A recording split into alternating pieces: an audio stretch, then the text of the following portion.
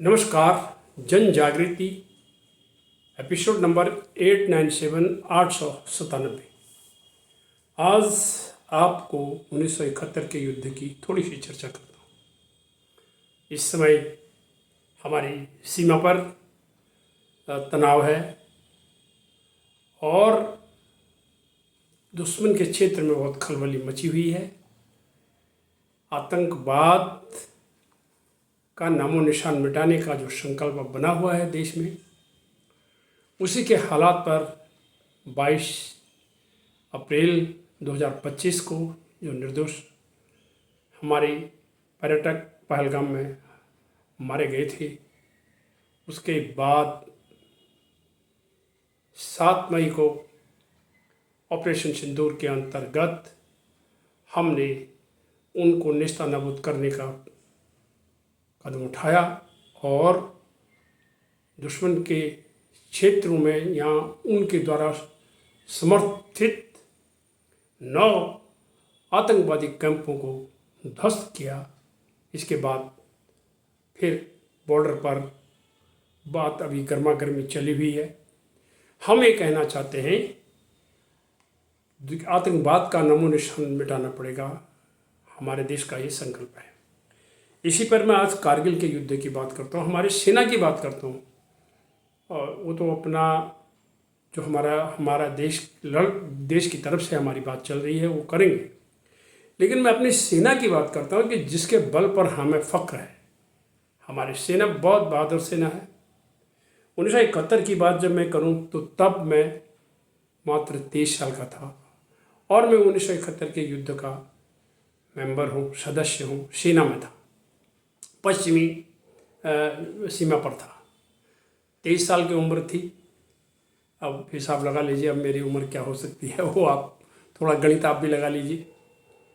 और वो जो हुआ था 14 दिन का, लगभग 5:30 बजे का समय था जब वहाँ पर गोलाबारी शुरू हुई। और 3 दिसंबर 1971 को और 16 दिसंबर 1971 को रात्रि 8 बजे सीज फायर हुआ, क्योंकि 16 दिसंबर को ही बांग्लादेश का जन्म हो गया था और 93,000 पाकिस्तानी फोर्सेज ने भारतीय सेना के सामने घुटने टेक करके आत्मसमर्पण कर दिया था।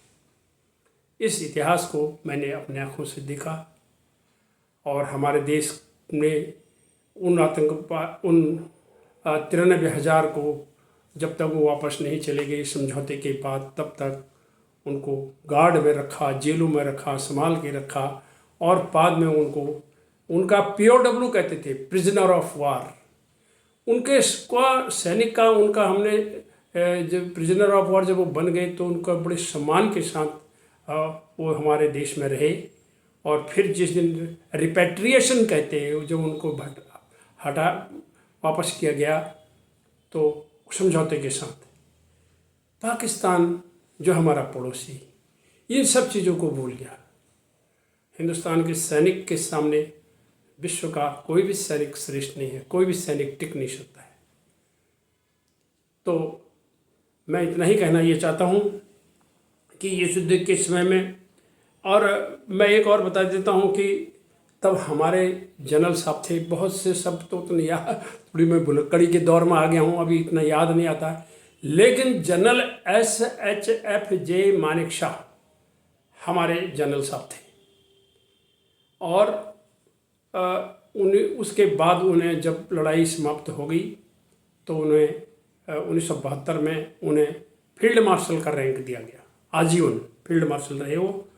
तो जो आज पाकिस्तान जो है आज कुछ भ्रमित देशों के हाथ की कठपुतली बन गया, वो कठपुतली बन गया। वो उनको अपने देश के भले के लिए कभी लड़ाई लड़नी नहीं चाहिए।